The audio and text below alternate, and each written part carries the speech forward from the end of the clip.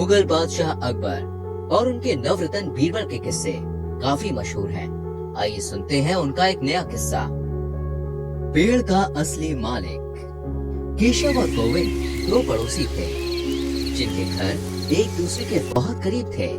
उनके घरों के पास एक आम का पेड़ था जिसके फल दोनों घर वाले मजे से खाते थे। एक दिन उनके बीच झगड़ा हो गया।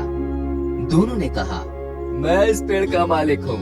मैं इस पेड़ का मालिक हूँ। अंत में वे विवाद को सुलझाने के लिए दोनों बादशाह अकबर के दरबार में आए। केशव ने बादशाह से दरख्वास्त करी, हुजूर, मेरे पड़ोसी गोविंद आम के पेड़ पर अपने हक का दावा कर रहे हैं जो मैंने लगाया था।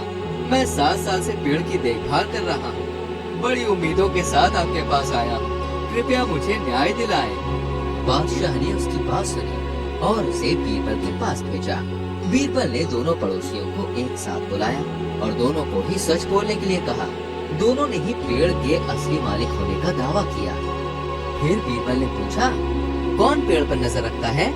गोविंद ने उत्तर दिया, हुजूर, एक चौकीदार हमारी तरफ से इसकी रक्षा करता है। बीरबल ने उस चौकीदार को बुलवाने के लिए भेजा। जब चौकीदार अदालत पहुंचा तो बीरबल ने उसे पूछा, बताओ, तुम किसके लिए आम के पेड़ पर नजर रखते हो? चौकीदार ने जवाब दिया, जनाब, मैं दोनों की ओर से पेड़ की रखवाली करता हूँ। मैं यहाँ अभी 2 महीने पहले आया हूँ, इसलिए मुझे नहीं पता कि पेड़ का असली मालिक कौन है। बीरबल ने चौकीदार से दरबार में प्रतीक्षा करने को कहा।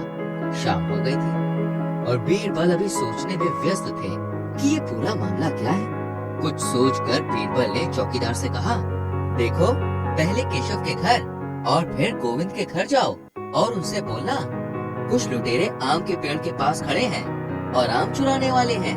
बस इतना कहकर तुम वापस यहीं चले आना। बीरबल ने अपने 2 नौकरों को चौकीदार के साथ भेजा और साथ ही साथ उनसे चुपके से केशव और गोविंद की बातें सुनने के लिए भी कहा। चौकीदार और दोनों नौकरों ने बीरबल के निर्देशों का पालन किया। चौकीदार पहले केशव के घर पर गया, लेकिन घर पर वो नहीं था। इसलिए चौकीदार ने उसकी पत्नी को संदेश दिया और फिर गोविंद के घर की ओर चल दिया।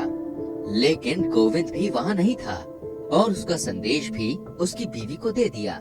इसी बीच बीरबल के आदेश के अनुसार उसके दोनों नौकर केशव और गोविंद के घरों के पास छिपे हुए थे।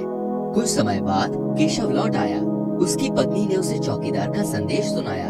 ये सुनकर केशव ने कहा, काफी रात हो चुकी है, मैं उन लुटेरों का सामना अकेले कैसे कर सकता हूँ? मैंने अभी तक कुछ खाया भी नहीं है। चलो आराम से पहले भोजन करते हैं, फिर सोचते हैं क्या करना है। बीरबल के पहले नौकर ने बाहर से सब कुछ सुना। इसी बीच गोविंद भी अपने घर वापस आ गया था। उसकी पत्नी ने उसे भी चौकीदार का संदेश सुनाया, जिसे सुनते ही गोविंद उठा और एक लठ लेकर बाहर की ओर भागा।